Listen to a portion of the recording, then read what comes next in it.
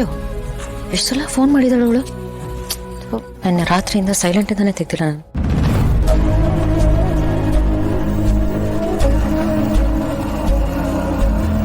ಹೋಗೋಕ್ ಮುಂಚೆ ಮಾಡಿರ್ತಾಳೆ. ಎನಿವೇಸ್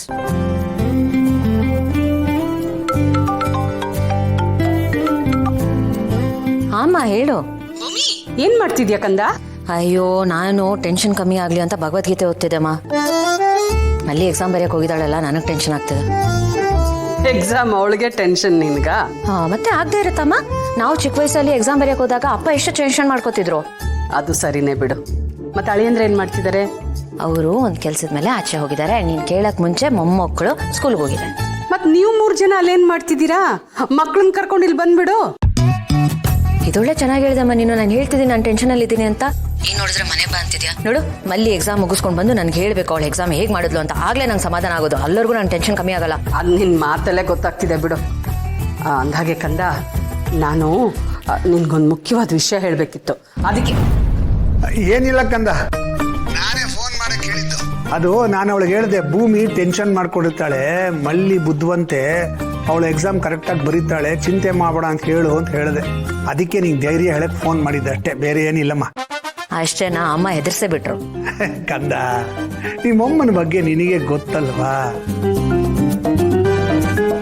ಅವಳು ಕಾಫಿಗೆ ಒಗ್ಗರಣೆ ಹಾಕ್ತಾಳೆ. ಎಕ್ಸಾಜರೇಟ್ ಮಾಡೋದು ಅವಳ ಅಭ್ಯಾಸ. ನಿನಗೆ ಚೆನ್ನಾಗಿ ಗೊತ್ತಲ್ವಾ? ಒಂದನ್ನ 11 ಮಾಡ್ತಾಳೆ. ನೀನೇನು ತಲೆ ಕೆಡ್ಸ್ಕೋಬೇಡ, ನೀನು ಆರಾಮಾಗಿರು. ನಾನು ಮತ್ತೆ ಫೋನ್ ಮಾಡ್ತೀನಿ. ಓಕೆ? ಸರಿಪಾ, ಥ್ಯಾಂಕ್ ಯು ಪಾ. ಸರಿಮ್ಮ, ಬಾಯ್. ಏನು ಮಂದಾಕಿ ನೀನು ಭೂಮಿಕಾಗೆ ಅಪೇಕ್ಷಾ ಮತ್ತೆ ಪಾರ್ಥನ್ ವಿಷಯ ಹೇಳ್ಬೇಕು ಅಂತ ತಾನೇ ಇದ್ದಿದ್ದು? ಹೌದು. ಯಾಕೆ ಅವ್ರು ನೆಮ್ಮದಿಯಾಗಿದ್ದಾರೆ, ಈಗ ಯಾಕೆ ಇದನ್ನೆಲ್ಲ ಹೇಳಿ ಅವ್ರ ನೆಮ್ಮದಿನ ಹಾಳು ಮಾಡಬೇಕು?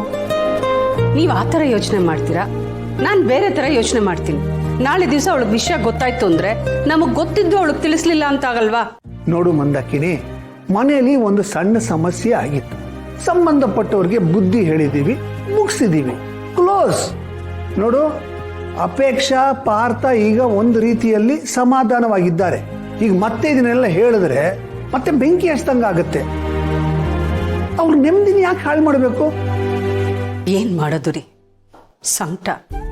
ನಾವೇನ್ ಆಸೆ ಪಡ್ತೀವಿ ಹೇಳಿ, ನಮ್ ಮುಂದೆ ನಮ್ಮ ಮಕ್ಳು ಚೆನ್ನಾಗಿರ್ಲಿ ಅಂತ. ಆದ್ರೆ ಇಲ್ಲಿ ಒಬ್ರಾದ್ಮೇಲೆ ಇನ್ನೊಬ್ರಿಗೆ ಸಮಸ್ಯೆ ಶುರು ಆಗ್ತಾನೆ ಇದೆ. ಇಷ್ಟು ದಿವಸ ಭೂಮಿಕಂಗ್ ತೊಂದ್ರೆ ಇತ್ತು, ಈಗೇನೋ ಅವಳು ನೆಮ್ಮದಿಯಾಗಿದ್ದಾಳೆ ಅಂತಂದ್ರೆ ಈಗ ನಮ್ಮ ಅಪ್ಪಿ ತೊಂದ್ರೆ. ಏನ್ ಮಾಡ್ತೀರಾ ಹೇಳಿ? ಮೊದಲೇ ಇವಳಿಗೆ ಮಕ್ಕಳಾಗಲ್ಲ ಅನ್ನೋ ಚಿಂತೆ, ಜೊತೆಗಿದು ಬೇರೆ ನಮ್ ಜೀವಂಗೆ ಅವನಿಗೂ ಮಕ್ಕಳಾಗ್ತಾ ಇಲ್ಲ ಅಂತ ಚಿಂತೆ. ಒಂದೊಂದ್ಸಲಿ ನನ್ಗೆ ಏನ್ ಮಾಡ್ಬೇಕು ಅಂತಾನೆ ಗೊತ್ತಾಗಲ್ಲ ರೀ. ತುಂಬಾ ಟೆನ್ಷನ್ ಆಗೋಗುತ್ತೆ. ನಿನ್ನ ಮನಸ್ಸು ನಂಗೆ ಅರ್ಥ ಆಗತ್ತೆ ಮಂದಾಕಿನಿ. ಆದ್ರೆ ಒಂದ್ಸಲ ಯೋಚನೆ ಮಾಡು, ಸಮಸ್ಯೆ ಅನ್ನೋದು ಮನುಷ್ಯರಿಗೆ ಬರದೆ ಇನ್ನೇನು ಮರಕ್ಕ ಬರುತ್ತೆ?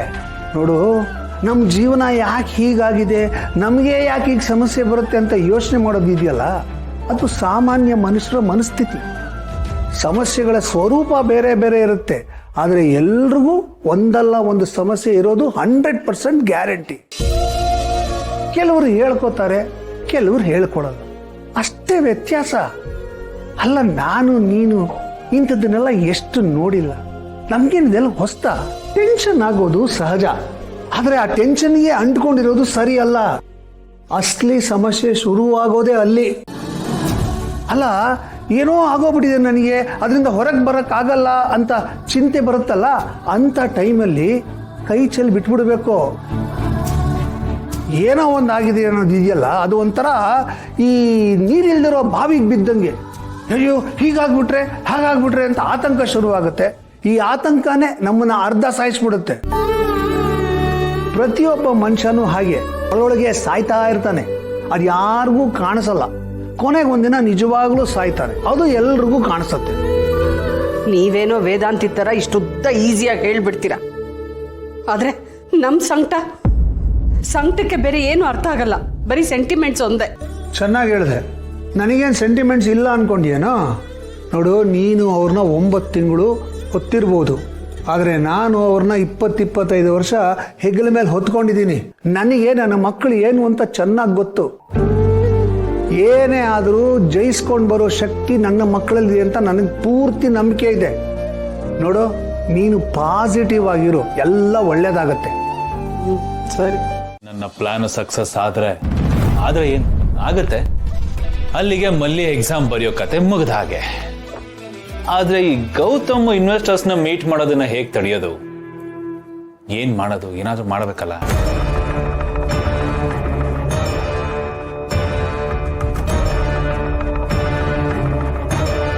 ಹೇಳ್ರೋ, ಏನಾಯ್ತು? ಸಕ್ಸಸ್ಸಾ? ಇಲ್ಲ ಬಾಸ್, ಕರೆಕ್ಟ್ ಟೈಮ್ಗೆ ಯಾರೋ ಬಂದು ನಮ್ನೆಲ್ಲ ಚೆನ್ನಾಗಿ ಹೊಡೆದಿಗೆ ಅವಳನ್ನ ಕರ್ಕೊಂಡು ಹೊಂಟೋದ್ರು ಬಾಸ್. ವಾಟ್? ಯಾರದು? ಗೊತ್ತಿಲ್ಲ ಬಾಸ್, ಯಾರೋ ದಪ್ಪಗಿದ್ರು. ದಪ್ಪಕ್ಕೆ ಅಂದ್ರೆ ಗೌತಮ್ ಹೆಂಗಿದ್ದು ನೋಡಕ್ಕೆ? ಬೆಳ್ಳಗಿದ್ನ? ದಪ್ಪಕ್ಕೆ ಬರೀ ಮೀಸೆ, ಕ್ಲೀನ್ ಶೇವು? ಹಾ ಬಾಸ್, ಕರೆಕ್ಟ್ ಅವರೇ. ಛೇ, ಆಮೇಲೆ ಮಾಡ್ತೇನೆ ಇಟ್ರೋ.